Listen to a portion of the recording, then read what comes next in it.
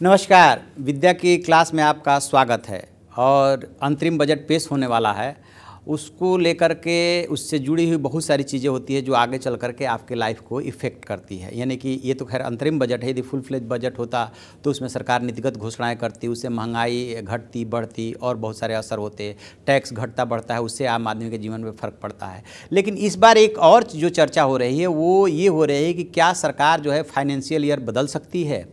ये काफ़ी महत्वपूर्ण है और ये चर्चा काफ़ी दिनों से चल रही है। तो सबसे पहले जानते हैं कि फाइनेंशियल ईयर क्या होता है। इसको हिंदी में वित्त वर्ष बोलते हैं और अपने यहाँ जो सिस्टम है वो वित्त वर्ष 1 अप्रैल से 31 मार्च तक का होता है। इसका आधार महीना जो है 1 अप्रैल मतलब अप्रैल है और उधर जो है फिर मार्च होता है, मार्च लास्ट। अब इसमें तैयारी ये चल रही है कि क्यों ना इसमें सरकार को उस तरह का, जब सारा चीज़ 1 जनवरी से 31 दिसंबर तक चलता है तो क्यों ना फाइनेंशियल ईयर को भी 1 जनवरी से 31 दिसंबर कर दिया जाए। और देश में मध्य प्रदेश वो पहला राज्य है जिसने कि इस चीज़ को लागू कर दिया है और वहाँ पर फाइनेंशियल ईयर जो होता है वो 1 जनवरी से 31 दिसंबर तक होता है। तो मान लेते हैं कि यदि केंद्र सरकार ये पहल करती है, क्योंकि केंद्र सरकार कई पहल कर चुकी है, तो ये भी पहल करती है तो हमारे लाइफ पे या पूरे सिस्टम पे क्या फ़र्क पड़ेगा। पहला फ़र्क तो ये पड़ेगा कि जो आपकी टैक्स प्लानिंग है, जो हम ITR दाखिल करते हैं, अभी हम क्या ITR कैसे दाखिल करते हैं, जैसे ही 31 मार्च ख़त्म होता है तो फिर अप्रैल मई जून जुलाई तक हमें उसको दाखिल करने का मौका होता है, हम उसको दाखिल करते हैं और पिछला जो है फाइनेंशियल ईयर उसमें लिया जाता है। ये चेंज हो जाएगा।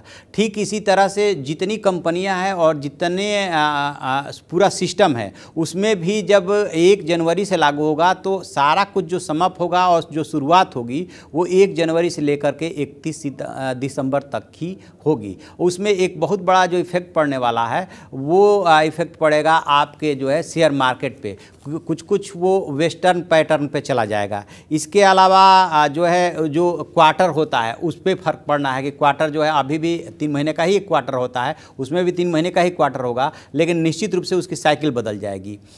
उसमें जनवरी से जैसे कि फिर मार्च लेने लगेंगे, फिर उसमें जो है अप्रैल से लेने लगेंगे, मतलब उसमें क्वार्टर में भी चेंजिंग होगी। तो इस तरह से यदि सरकार फाइनेंशियल ईयर बदलती है तो उसमें फिर जो है ये बहुत सारी चीज़ें बदल जाएंगी और सब कुछ उसी हिसाब से जनवरी से लेकर के और दिसंबर तक जो है कैलकुलेट होने लगेगा।